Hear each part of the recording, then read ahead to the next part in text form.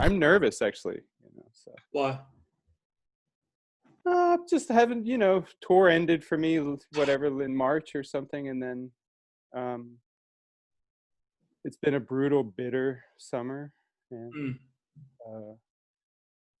I miss my friends. I went to Columbus and I saw, Caitlin McGurk and, Caleb Recchio and Marina Harkness. And I realized just how much I missed my friends, like on the circuit, Do you have the workshop still going, or is that done? I was teaching high school in last fall, like exactly when Tom Spurgeon died. So I was like, this is what I want to do. And a friend of mine, my classmate from back then, she's a world famous artist, and then she moved back to Pittsburgh, and she is the administrator at it's like an arts high school. And so she got me to be like a substitute teacher for my high school, just for like a month or something. And I was like, this is what I want to do. And we were trying to figure out how to get maybe a semi-permanent gig for me there. And then that was happening. And then I was doing stuff at like the community center. Like it just made sense more to like, I don't have like room here to like, anytime I've ever had people over, like, it's kind of tight. And so at this community center, which is up the street, I was doing some workshops, and then just the virus hit. And so whatever my plans were to like, continue my workshops and teaching and stuff like that, just sort of got sidetracked. So, Do you think that your own work fits in with the sort of the continuum of like Pittsburgh artists? Do you see it kind of fitting in there like snugly? Yeah, I mean, most of the Pittsburgh artists aren't like very well known, but in the type of Pittsburgh artists that I like align myself with are more painters or filmmakers. Like in the cartooning stuff, this is definitely like a genre town, like like genre, like any kind of like pretentious arty comics. Like that's why I had to move to like California to like have a have an audience for like my weird, what the kind of comics I wanted to do in like the early 90s and stuff like that. Cause like, and that's just like music or anything else. Like, bands that were from here had to like move to, Chicago or New York in the, 80s and 90s to like, have it. So, but there's like an artist named Douglas Cooper, who's a muralist here who does landscapes, and Samuel Rosenberg from the 1930s. There's this guy named John Kane from the early 1900s who was like a landscape painter. But like, there's also, August Wilson and John Weidman and Tony Buba, who make local ethnographic works here. So they're telling the story of the town and the families that lived in the town and stuff like that. So like my, like my work is definitely pulling on a regionalist art outlook, or something. And so I'm just trying to place myself in that. Sure. Yeah. And so speaking of Tom Spurgeon, he gave me a copy of Ben Katchor's Conversations book from Mississippi Press, and in there was like you must have been super young. I did the first interview with Ben Katchor. Yeah, I was like, holy shit, this is Frank Santoro, and I think it was like 1994 or something. 95. I was like, oh my God. So was that like for a zine that you were doing at the time or something? That was Jeff Levine's zine and Dylan Williams' zine, Destroy All Comics. And Kevin Huizenga read that in high school. Like, so like when I moved to California, Dylan Williams and Jeff Levine and Gabby Gamboa were working at Comic Relief in San Francisco and in Berkeley, which were owned by two different people, but it was called Comic Relief. One was on Haight Street, one was on I can't remember. It was right off of Telegraph in Berkeley, and so that was Jeff's zine. So like Jeff introduced me to like King Cat.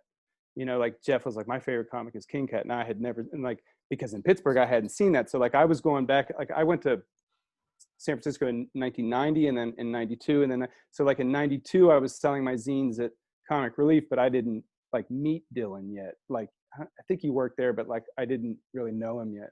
Mm-hmm. And then when I went home, I went back to Pittsburgh in 93, and then in 94, I went back out to San Francisco, and I met Dylan and met Jeff, and they were like, we're really into, well, Dylan was always into like old stuff, you know, and but Jeff was really into mini comics.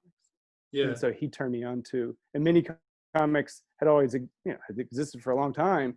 And back, you know, I mean, back to the mimeograph stuff in the 70s and blah, blah, blah. But, it, you know, there was kind of a renaissance that happened in like the early 90s in San Francisco, and sort of like Jeff had a book with slave labor graphics, and then he was making his own zine called Destroy All Comics, and then Slave Labor started publishing it. So it came out through Diamond and stuff like that. And it was basically like Dylan interviewed Chris Ware early on. He interviewed Bill Blackbeard, the historian. And then, Jeff did a lot of reviews and stuff like that. And then and so it was a really great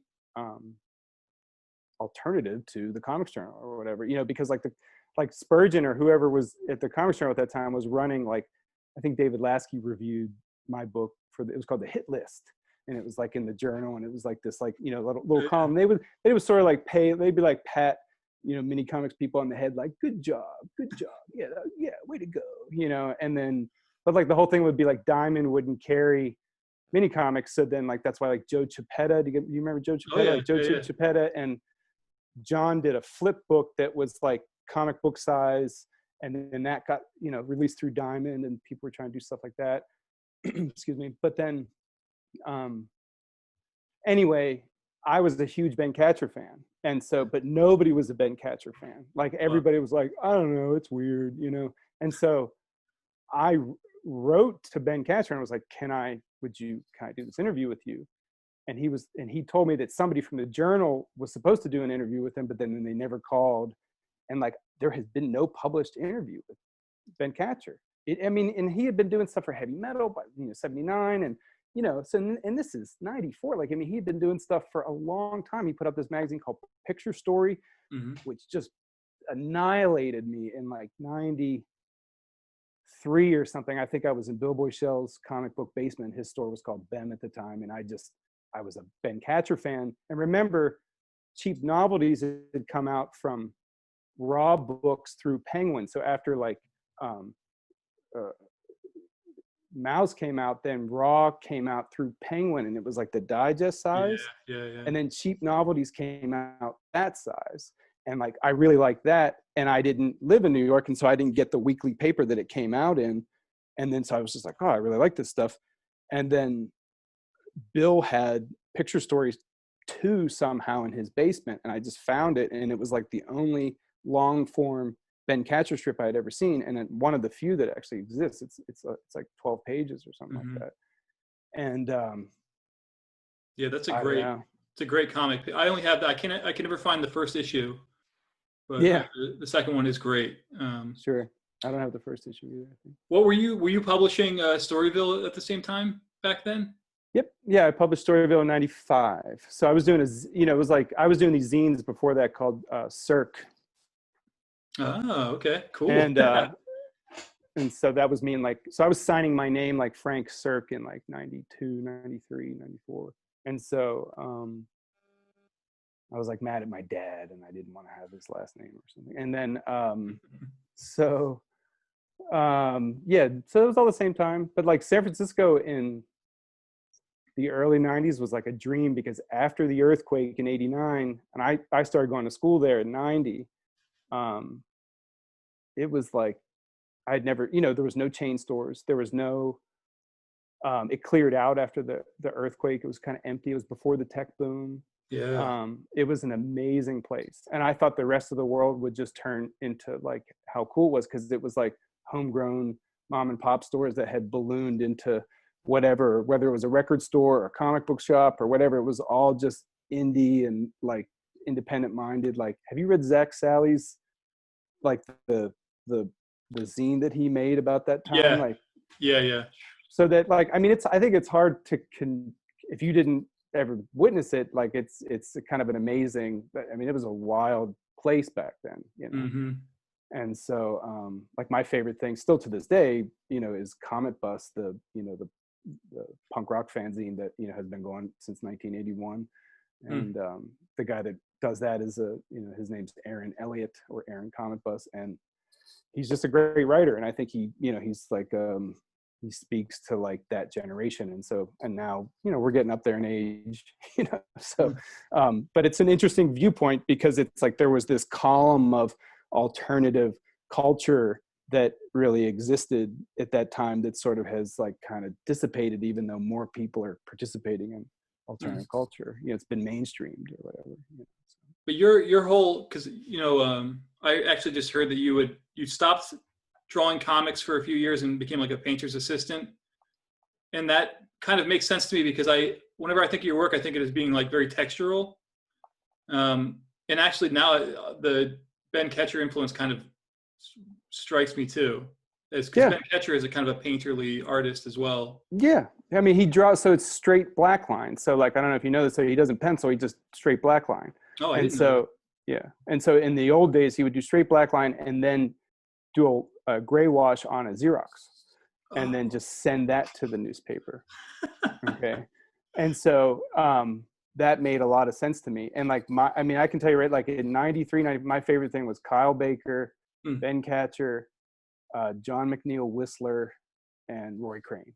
And so like that's what Storyville is just because it's that line. It's like, you know, like Katchor's is a forgiving line. He's just going like, but then I tried not to do. He doesn't do hatching, and I just like and then the landscape and his characters are really embedded in the landscape. But the landscape is as much of a character as the characters, and so there's something there for me. And then Noel Sickles and this landscape thing was in there too. So like, you know, like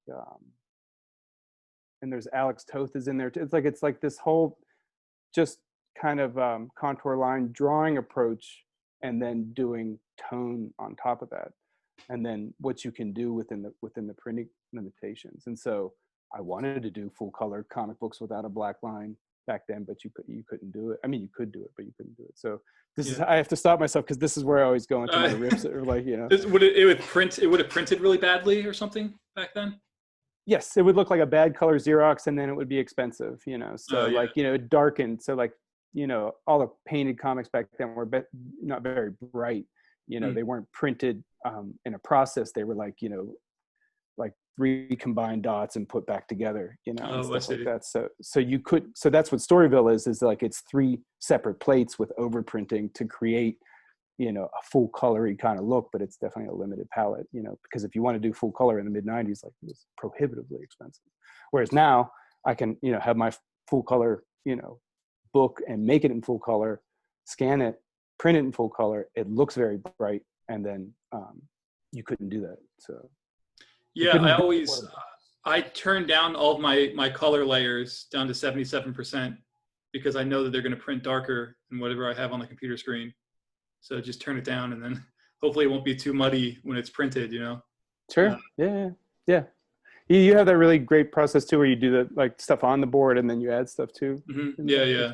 I have the same kind of like artistic fetish as you when it comes to like textures. And I want to make my art look almost painted. Like not I want line work, but I want the color underneath it to be almost painted. So creates a nice depth. Yeah, I'm really into that, and I like paper textures too. So I'll just scan in a lot of different chunky paper and then place that behind it and stuff. I don't know. I just love that shit. Especially if your artwork is messy, then the color should be messy too. That's the way I feel about it. Like I think your colors should match the drawing style. And so I always get really disappointed when I see when other people have colored my work. I'm always like, they don't get it at all. Like the touch is different for sure. Yeah. And then, well, I think it's interesting too, because then it seemed like you were responding to things you were making in your sketchbook, and that was sort of like starting to like influence the way that you were like, you know, making finished pages and stuff. Yeah, definitely. But I wish I could, like, do you ever feel trapped by style where you're just like, God damn, I wish I could just like get out of this and do something else? Yeah, I mean, I have an idea that like I'm gonna, like, sometimes the limitation helps me. So then, like, if I just worked with one type of pen or one type of brush or something like that, then it forces you into this corner to then be more inventive with the limitation. But yeah, I've talked to like other cartoonist friends about maybe like, having a different pen name and trying out a different style, Oh yeah. which you could do in like the old days. You could have just, they just had a different name and just did a completely different style. That's what's interesting about Sickles, is like he can do all these different styles, and even very late in his career, he's just doing these really goofy, Bigfoot style, and like you can't believe it. Like it's amazing. Yeah. So he could have just had like this other career as like had a strip, that was just like kind of funny animal or something. Would you thrive with like an experiment, like where they go, let's hire Frank Santoro to do Mary Worth, the daily strip, for 1 year, and then they pay you to just take over that strip for 1 year. Do you think that you would like doing something like that, like as an experiment? Sure. I mean, that was always like a big fantasy in the 90s. Like I remember, because the alternative strips, I remember talking to Jeff Levine, just to bring it back to Jeff, he was like, we were just complaining about how bad the strips were in the paper. And you're like, I could draw that. Like, why don't they hire me to draw? Like, I could do that or something. But now I probably would be like, yeah, I don't think I could do it. But I'm just not good enough at staying on model. Like, it just doesn't interest me, like, I'm more from this observational drawing and memory drawing thing, that it's about the,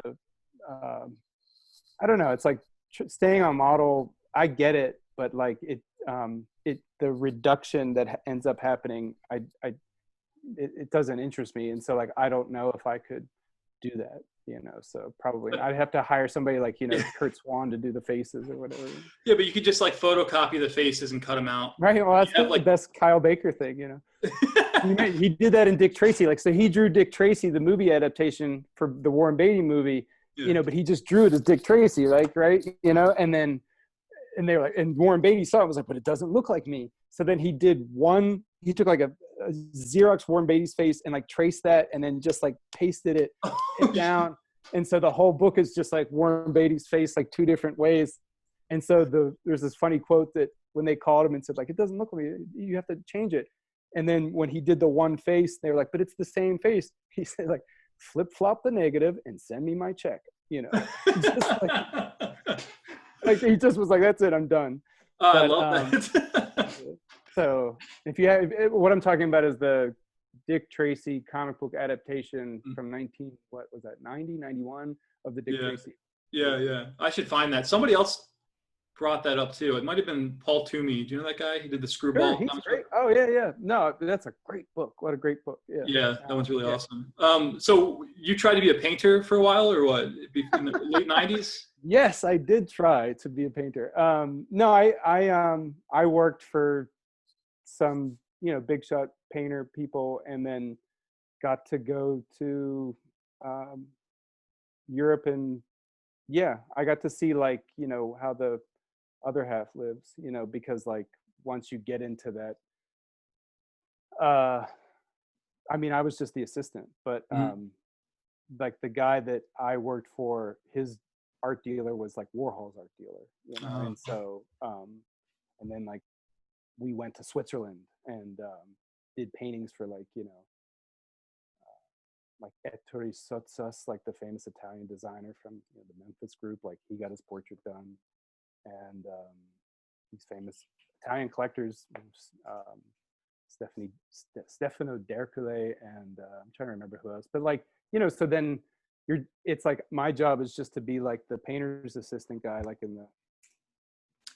but then the guy, the art dealer guy, like I was smart enough to like bring some paintings on the plane and like, showed him my paintings, and then like, so I'm in that collection. He bought some of my paintings. But like, so like that world is, like it's a completely different, I can't even explain it. Like I worked for art galleries and stuff like that, and then the goal was to try to like get out of being like somebody that like hangs the paintings or like, does the drywall for the gallery, to working for an artist to be an assistant or something like that. And then I was just lucky, like it's a great New York story. I was in the elevator, and it was like my buddy from Pittsburgh who got me the job in the gallery. His girlfriend worked at the gallery next door, and the woman who ran the gallery next door, her husband was the assistant of this painter who happened to be my favorite painter. And then she said, he needs an assistant. And then my buddy was like, yeah, I don't know. And then I just went into the gallery Rolodex, found his, his information, sent him my resume, and then he called me like, come down and help me move these paintings. And I'm like, okay. And then I just started working for him. And then it's just like, that's the amazing thing about New York, is like, you just knock on enough doors, like you open this door and you're like, holy shit. And it's some like this art studio that's like 3 blocks long, that is full of 6 foot by 20 foot paintings. I mean, it's insane, and then it's just like a new painting is more than, most people make in 2 years or something. It's like, it just completely changes your whole perception of like how that happens. So like, I have a lot of artist friends who like, they sell work, or they have a gallery, or, it's like being a band or something. Like, sometimes just some good records and they sell well and you go on a good tour or whatever. And then sometimes like, you have some dry years or something like that. But like, they're just working on this whole other level. And so comics and bookmaking, of course, like it was like, I got kind of tired of that. It was sort of, it's a lot of pretense and stuff. Like, it's not bad, but it just is, And so what I liked about comics was like, it was more free of pretense, but it's equally petty, but just for, less, the stakes are so low that like, it doesn't, it doesn't, so like, yeah, I definitely tried to be a painter, but then it just wasn't like, I have like lots of friends who like went on to like super successful careers from that exact time. And the paintings that you were making at the time, would you like impose a narrative on them at all? Because I feel like the art that you were raised on was comics, right? I feel like that. Yeah, but like in painting, like they like, you had to like take the narrative out of your painting. And so like narrative painting sort of like went the way of the dodo, in the last century. And so like painting, like the painter that I worked for was like more about like symbolic, like, symbolic paintings. And so like you use like a symbolism in art and create like a motif, and a lot of artists like use the same motif or the same sort of set of images, and then they're doing it in pastel, or they're doing it in watercolor, they're doing, and so there's different iterations of the way that they see the world. And then so like a painter like Bryce Marden, like the abstract painter, like it's just like squiggly lines, but then they're beautiful. The narrative is really like in the making or something like that. But then, yeah, I didn't really do narrative painting. But then what I did was, the painter that I worked for was like encouraging me to like inject some of the comic stuff into the paintings. But like, I was kind of pulling my painting imagery into the comics, and like having these more like these liet motifs that repeated sort of, and that was sort of the music thing. And, so I'm just like, a lot of comics is so literal and so narrative based that it doesn't, there's always like a dream sequence where something gets wacky, but like, sort of like, it ends up being, like a lot of like the stuff I kind of, I think I want to do sometimes is like some weird, like Tarkovsky movie where it just becomes sort of like fuzzy, and, the narrative starts to kind of go away, and it's just the image and the time spent, participating with the image. Like, so that's the thing with me with the comics, is like, like I'll it's that amazing Kevin Huizinga comic, for CCS, where it's just like he works on the comic all winter, and then someone reads it in 15 minutes. It was like, great, when's the next one? And so like, like I would, like work on a comic, and I'd give it to my dad, and then my dad would like read it in 15 minutes and then just be like, great, when's the next one? And so I was like, Dad, like just slow down, like, look at the pictures more and stuff like that. So like just that time, that narrative and stuff, I think you can play with that, and you can have like longer sequences in comics, like, without going down one of the stories that I always tell, but like, that's what happened when I put out Storyville in '95, like a lot of the people, including like John Porcellino and James Kolchaka, like when they wrote me back, they were like, why do you have all those extra panels in it? Like, why is there always like a, like a panel with just a landscape for, or like, it'd be like half a page for landscapes. Like, why do you do that? Like, why, it could have been shorter, Is that about, that's about pacing though, right? Is that just well, sure. But just like just that kind of like imbuing so like the painterly, there's some like paintings, like you like work on you, like they exist differently. They're on the wall, and they kind of just like work on you. The image just works on you. Whatever you bring to the image, there's a play there. But then like books just end up like sitting on a shelf. So like, you looking at these images like really fast. Yeah. So if you decompress the narrative, like in Japanese comics or something like that, you just get more of a poetic expression of, I think, what one is trying to like put across like in the narrative of the painting. So instead of just one image, like it's a multiple of images, and it creates like a sort of like, you know, a collage of time, you know. And so that's what's really interesting about comics, is like you can break up, you can play around with the time. And so I always think about like, just people are just going to read it the way they're going to read it, and so you can only control like this spread that they're reading at that time. Yeah. Did you meet Dan Adel around that time? Because he's in the art world, right? Yes, but he was doing more like he had the Gonsfeld, which was his anthology of like, it was like design, comics, art. It was a really interesting mix.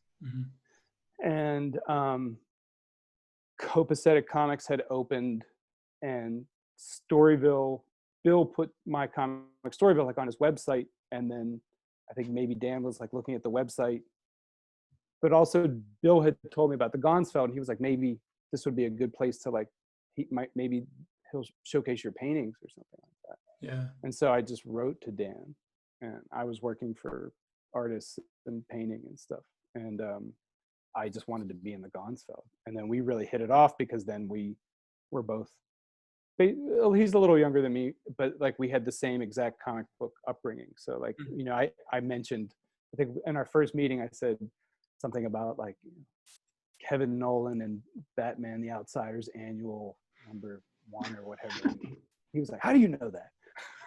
We just became fast friends. And then, yeah, like, so I would, you know, like I took him to my fancy art openings, and he took me to his fancy book openings. And then we, it was great. I mean, that was a great era in New York for sure. Have you or were you keeping up with comics that whole time that you were? Yeah. Oh yeah, totally. So Copacetic, like even when I retired from comics, like I went to the MoCA that, you know, Kramer's was on one end, you know, Kramer's 4 was on one end, and Blankets was on the other end. And it was just like this, it was amazing, like down at the Puck building. Yeah. So I like, and then, so I remember meeting Ben Jones there, because like Kramer's tour, he was there, and like Souther Salazar and Ron Rigi, and like I had known their work from the 90s. Yeah. And then I remember talking to Ben, and like I was like, wow, this is great. He had like a dog print. It was like a spray paint like dog print. And then I don't think Christopher was there, but I remember buying like an early Power Masters, and just was like, it was like the first time it was so long that I was like, I hadn't seen anything like that since the, you know, early 90s. I was like just really intrigued, and like it was just great. And so like I was talking to Bill, and I was ordering stuff, and I was going to the show, because I got like Kramer's 4 before Bill got it, you know, because like Sammy just was on tour. And but sure, so I was keeping up with comics. And that's my favorite era, by the way. Like I like romanticize that kind of early to mid 2000s section when I was a very young man. I wanted to get into comics, and just that whole Kramer's scene that was happening and stuff, and even the Gonsfeld. And well, the Gonsfeld ran like early, before Chris Ware's sketchbook pages came out. Like the Gonsfeld had like Chris Ware's sketchbook pages. Yeah, all that stuff. So but that was like when the Believer, you know, like his, the edited Believer. And so like there was just this like, you know, weird burgeoning, blossoming at that moment, because it had died. Like, you know, people forget, like in 99, like it was over, you know, not the form, but the industry. Like everybody from Jeff Smith to Rob Liefeld to everybody was like throwing in the towel in like 99. It was over. And then this just weird confluence of events, which comics became popular again. It's crazy. Yeah. I mean, if I'm like in a creative rut, like I can pick up those anthologies that I Brunetti put out. Oh yeah. Like, I was in one of those. Yeah. Like, fuck yeah, I want to do this stuff, you know? Sure. I get so amped on it like that. Oh God, sure. Beautiful. And even in the back of Storyville, how you have like the covers that you were making for your Oh, zines? Or yeah, those are zines. Yeah. So those are like, that's like 92. So like, yeah. and that was all just like Xerox stuff. Yeah. How did you do that? Like color Xerox? Like it was like you figured out how to do just one color. Were you using a Xerox machine like a mimeograph or something, or a risograph? We didn't know about risographs then. They were in existence, but there was a Sharp brand copier where you could take out the black cartridge and replace it with a red cartridge or a green cartridge or a blue cartridge or a brown cartridge. And I was in San Francisco, so there was a high-end copy shop that yeah, you could use it. So I sat there all day and made zines, and then I'm saving this for a memoir zine, but like, you know, just the way of scamming copies back in the old days is like a great story into itself. Like the way you could like fuck with the counters and stuff like that. Like if you put a pin like in those old counters for, you know, there's like the reset button was like somehow underneath it. So when they like reset it, but you could like stick like a pin like in between like the the O, and it would like reset the thing and stuff like that. Yeah. But like that came out of like not wanting to, like, people were making silkscreen comics, but then it would be like prohibitively expensive, or there'd be like a silkscreen cover or something like that, and all that stuff is like, it's cool, but it's like super messy. And so yes, before scanners, before anything, so it's just like I did separation. So like each page would have like 3 separations. It'd be like a red layer, a blue layer, a black layer. And I would put like tracing paper over the glass, and then like you could get like a half tone and stuff like that. So like, you know, but See, like that's an art. That's an art in itself, you know. Yeah, I just bought a Xerox machine because of the virus. Like I can't go to Kinko's anymore. And then I was in Kinko's trying to make my zine, and I was like, how much is it worth to me to like buy and you can find like a halfway decent refurbished, you know, full-size color copier on eBay, but then the shipping is almost the same price. So like I paid as much in shipping as I did for the copier, but so now I have a copier, so I just it's a whole new world. Why didn't I do this? I've had like desktop models before, but yeah. So your re-entrance into the comic scene would have been Chimera, your mini comic? Oh yeah, it was a newspaper. So Dan in Picture Box, it was like 4 newspapers. It was like me, Mark Bell, Paper Red, and Matthew Thurber. And so then and then Ben from Paper Red made like a belly band. And so we just like where Paper Rodeo was printed, like Dan was talking to that printer, and it was just like insanely cheap. And so and I have a history of making newspaper comics. So Dan, my first I did something for the Gonsfeld that was like landscape comics. And then Dan was like, well, why don't you do like a newspaper thing? And I was like, cool. And I was still working for that painter. And we were actually in New Mexico, and which I ended up moving back out there later. But then, yeah, I wasn't really doing comics there. It was like sort of like this blend in between. It was like what I wanted. Like the painter that I worked for, like I kind of wanted him to make comics, and then, and he would like come into my studio and like sit down and like look at, like I made a studio of like the shed next to his studio in New Mexico, and then I just had this like desk I made out of a, you know, piece of plywood, and then I was drawing, and he like sat down and he looked, and he was like, how do you keep all the figures the same scale? Like I couldn't do that. Like, you know, he liked the drawing, but like to him, like to be able to like remake the scale of everything and like change the angle and like still keep everything in the same scale was like, I can't do that. And then, but because he was Italian, like, and Italians and Europeans like have a different conception of comics. Like he was like, why didn't you, I had been working for him for like 5 years at that point. He was like, why hadn't you shown this to me before? I was like, I don't know.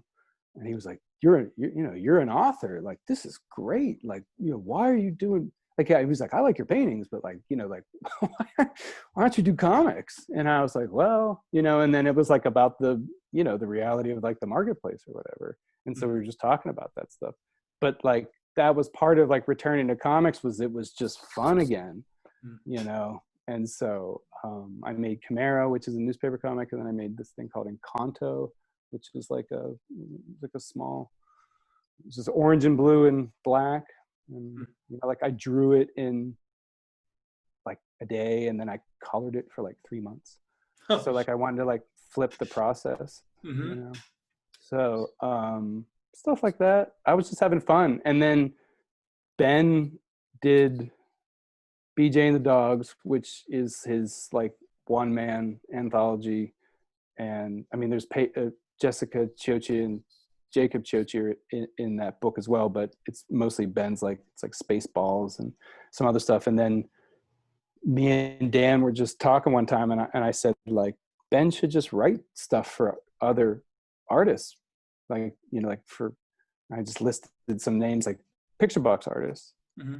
And then Ben just sent me this thing that was like Cold Heat, Chocolate Gun, Ninja War or something. And then we thought that was like, it was like just titles. And so we were like, ooh, Cold Heat, Chocolate Gun. Like, that sounds cool.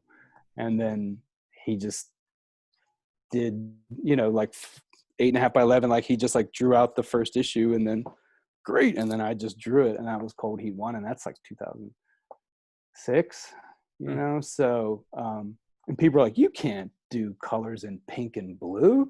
Like, what? Pink and blue? This is stupid. You know, like, this is the dumbest, you know? And so, like, it's just funny because, like, if we would have had a risograph machine, like, it was so expensive to print, we spent, like, or Dan spent so much money printing Cold Heat. And then if we would have had a risograph machine, we would have just kept going. That's right. But then, you know, we were just like right in between those eras, you know, and so like it just changed, you know, by the time the risograph machines. How many issues of Cold Heat were there? Well, technically 7. There was supposed to be 10. There was supposed to be 12, and then it was like there was 4 monthly issues, and then I did like these small press, like I put 5 and 6 together, and then 6 and then 7 and 8 together, and then made like small editions of those. So technically only 8 issues. Is there any plan to collect all of your early comics as like a one book? I mean, do people approach you for that? You might have to approach somebody about that. I have a fantasy about like you can do like Ingram, like you could do like you could just do like a giant book and like make one copy of it or something. So sometimes I'm like, I'm just gonna like put everything in one book, and then it costs like $20 to make a print on demand version, and then whoever wants that, like you can buy it or something. Yeah. But I like having stuff. I'm just more traditional in that sense. It's like, you know, if like my out of print 7-inch record, you know, is out of print, like that's cooler than repressing it as some CD, like, you know, 20th anniversary type of thing. So I like it just that it's this hard to find thing that is out there. So probably not. I don't know. You know, like my early comics, like I like them, but I just also like having books, like my 3 books. They're not in print anymore, but you can still get them pretty cheap, you know? So I like thinking of it more as like, I have these other things, and then there's like my 3 books that people could. And how long were you working on Pittsburgh? Because I think, I mean, maybe I heard that you had this idea for a long time, and then it just took you like a while to figure out how to do it. The real answer is in 2012, 11, I was living in New Mexico, and I had this moment, like it's sort of like I think people can relate to this from quarantine. It's like if you move to the middle of nowhere, like you think that that's what you want, you know, and then like when you actually do it, it's like pretty hard to like face yourself in terms of like what you like really want to do, you know, like, what do you really want to do? And then I kind of had this moment where I was like, what is like my most secret like wish, you know? And then it was like something about my parents, and I was kind of like astonished. And Sammy Harcum had made a comic about meeting my dad in 2008 on a Kramer's tour in Pittsburgh, and he published it in Crickets, and it really messed me up. It was this story that my dad never told me, or I didn't know. I knew a little bit of it until I was like 30 some years old, and he like told Sammy, like just meeting him. And so Sammy did like a little comic about it. Anyway, that messed me up, and I realized like any of the kind of genre stuff I wanted to do was a subterfuge for, you know, putting my thoughts about my, like what I really want to think about, or what, you know, what I really not tortured with or whatever, but just like, you know, what your art is, this personal expression of like, you know, something, and like, what do I really want to express? And so I did this one pager, which are the first 2 pages, well, 2-pager, in Pittsburgh, about like my dad in Vietnam and like my mom being in high school. And it was like this really simple thing that I did. And I put it on my like blog or my column for, you know, whatever website I was writing for. And then I was surprised at the response by that. I was surprised by like, people were like, that was great. And it was like just this little 1-pager thing. And then around that same time, I was invited to be in this museum show here in Pittsburgh. And so I was showing paintings. And then I said, well, why don't you give me a, you know, because they give you a little budget. And I was like, well, can I spend this budget on printing a comic book? Sure. And so then I took this strip I had done for this Italian magazine called International, I can't remember, International, but in Italian. And it was just this little thing about like my mom and her brother. And then I turned that into this comic called Blast Furnace Funnies. And so that was about my family, but then it didn't get regular comic book release or anything. So I was sort of safe. It was like this way of like testing the waters of doing memoir or something. And people liked it. My mom liked it. My dad liked it. Everybody liked it. And I was kind of like astonished again. And it was kind of a landscape comic. Like I didn't feel comfortable drawing the people in the thing I was drawing. So it was like this, so that's like 2011. And then, so I'm in New Mexico, and then I've done those 2 things. And then I was doing Pompeii, my book Pompeii. And I went to France, and Pompeii came out, and that's the year Durf won the Grand Prix. And then my French publisher said, I like that those Pittsburgh things you're doing, you know, do you want to do more of that stuff? And then, so that's how that started. So it, you know, it was like 8 years, but then the real doing didn't start until like 2015 or 16. Yeah, I relate to this thing. You know, I did something similar where I did a memoirish book called One Dirty Tree that was released in Italy like a year and a half before I decided to let Tom Kay do it on Uncivilized. And I did that because it was like it was going to give me enough distance from it. You know, it's like I know that this thing is published, but it's across the ocean. People are reading it. And it's not like on this side. I mean, yes. So then I could even show it to my family, and it was in a different language, and they couldn't read it. So that was almost, yeah, it gave me time because, yes. But also, I think it's more for me personally, it's the realities of the market. You know, like, I'm just, I'm less interested in building my audience in America. I'm more interested in building my audience in France. So like part of the thing was like, my publisher was like, you can build your audience here. And so then it's like my 3rd book that came out there, and that book did the best of all of my books. And like they had, a lot of the shop owners knew my work, but never had me there to have a dedicast or something like that. And then I was interested in growing my work because I was sort of, I didn't think like, this is the type of book, like if I pitched this book or whatever, then to an American publisher, like I would think that they would, just like with Storyville, like I just wanted to do it myself. Like I don't want to have to change it. I don't want to have to edit it. Because my stuff is always like, people are like, well, can't you just like tighten it up a little bit? Like it's too sketchy, you know? And then in France, they're just like, this is great. You know, like, oh, this is amazing. You know, like there's never a conversation about, you know, I draw like a precocious 10-year-old or something, you know? And I fucking can't deal with it anymore. I can't. I've been dealing with it my whole life. And it's just like, because comic book audiences, whether they're, you know, mainstream comic book audiences or alternative comic book audience, but like they're very not comics literate, and even the best of them are not very comics literate. And then even when you talk to like New York book publishers about, you know, getting your book out there, they're like trying to convince, you know, New Yorker type readers to buy comics. And it's just like, you don't have to deal with that in France and in Italy, you know? And Mm. so I really dreamed of having this expat life. Like I bought a ticket to go to Italy like this summer when it was like super cheap to like buy a ticket to Italy. And I just thought the virus will be over, they'll be ahead of the curve, and I'm just gonna make a go of it in Italy. Like, you know, I don't know, like who knows? And yeah, forget it. Did you get a refund on that ticket? I got a credit. So Okay. Yeah, I got some. I want to go.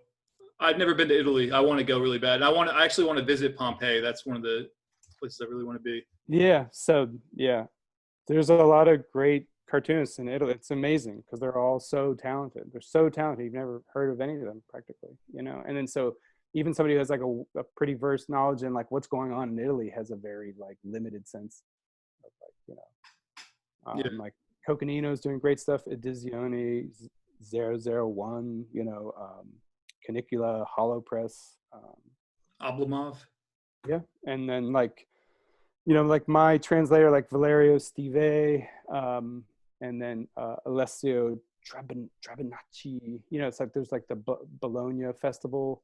Mm. Like Connor Steckschulte went there and like had an exhibition there, and like they're big on Matt Brinkman. Like, you know, it's like it's interesting. Like they just have a different take on stuff, and they're a little less like the French stuff is awesome, but they're a little French people are French people, and Italians are a little bit more laid back, let's say.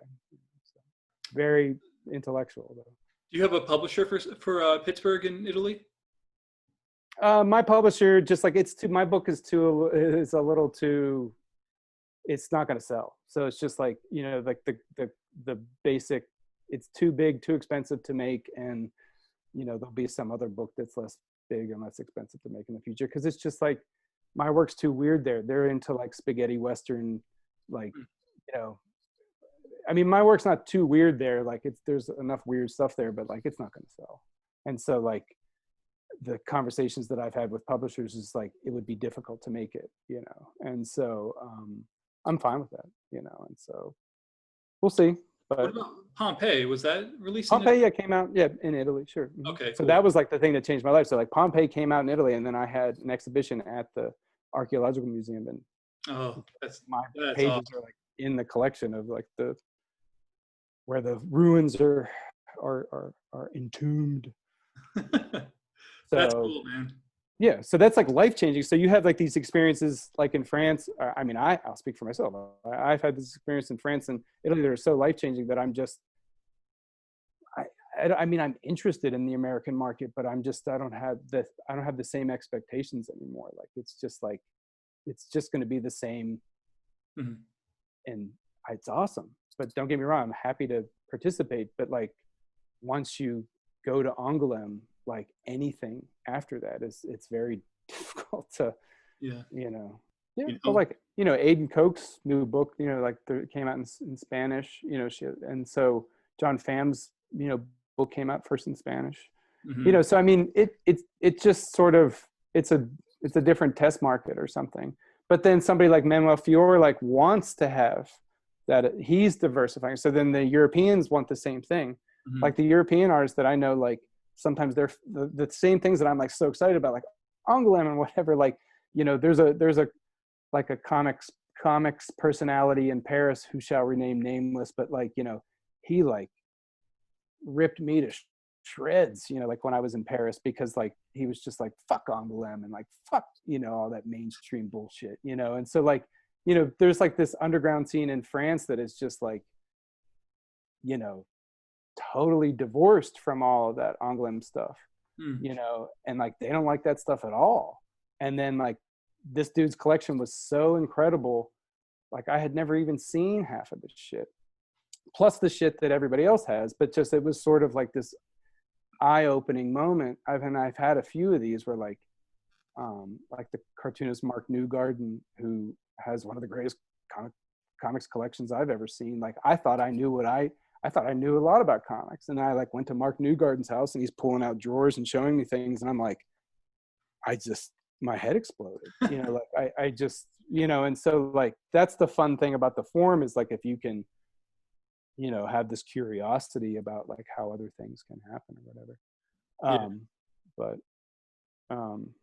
But did they treat you as like in France when Pittsburgh came out? Were they like, you know, did it make you feel very American? Like, was that part of the appeal? They sell it as like, look, this is an American I artist. mean, this is good. Like, I don't know how this is going to come across, but like, this was very cool to me. Was like in the, I think it was in Besançon.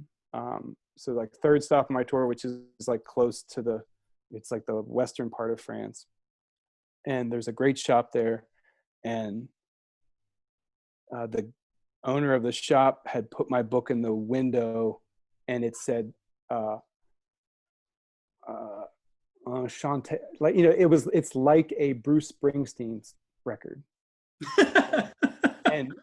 and I loved that, you know, because like if you like Nebraska or, you know, or like certain, you know, like, I mean, I understand like some people have this perception of Bruce Springsteen or whatever, but like, you know, so like the working class art, poetic, like we don't control how that's perceived there. And so like him just saying that to be able to prime the pump for the casual, you know, window shopper or whatever, like it was great. And then I had it was, I mean, I don't often have lines at my dedications or signings or whatever. And people love this book. And so like it just, you know, it just completely changes the way you see yourself, because then it's like your self is like mirrored back, and then you're like, that's not that bad, you know. And then like, how can I make that work more for me? And so like, but it's also like it's like expat fever though. So then it translates into this other thing where it's like, they think it's cool that I live in this like Rust Belt town, and, you know, am a struggling cartoonist, like, you know, so like if I move to Italy or in France and, you know, like become like a fancy cartoonist or something like that, like I don't know if I'm like the same artist or something anymore. So it's hard, because it just sort of like gives you this schizophrenia that, you know, compounds my own schizophrenia or whatever I am. But I mean, you know, I'm just it is hard. So you have these like separate lives. Are we running out of time? Yeah. I just wanted to ask a little bit about like when you go back to America after an experience like that, are you buzzed to do something similar to Pittsburgh? Because you're like, well, fuck, this is what the people want. I got to do something more like that. Or are you not thinking about future work? I'm thinking about future work. I'm just, you know, I know I had a conversation with Ergot and Bluch in Italy. And we were just talking about the graphic novel, like, because I was like, maybe, I don't know if I said something like, I don't like the term graphic novel. And then Ergot was like, no, let me correct you. Like, the graphic novel never existed, and the graphic novel is like the greatest thing that's ever happened, because everything had to be serial before that. And then Bluch said like, yeah, like I want to be like a novelist. Like I want to put out a book like every like 6 or 7 years, 8 years, like whatever. And so we're just talking about like being an author. And so I'm pumped to like make another book, but I'm more worried that I would just do like Pittsburgh 2, and it would be all the kind of like cutting room floor stuff. So that's why I'm doing this like Noel Sickles and Kniff study, just to kind of like, you know, take a sidetrack. You know, I just don't, if I have another book in me, I mean, I'm almost 50 years old. And so if I have another book in me,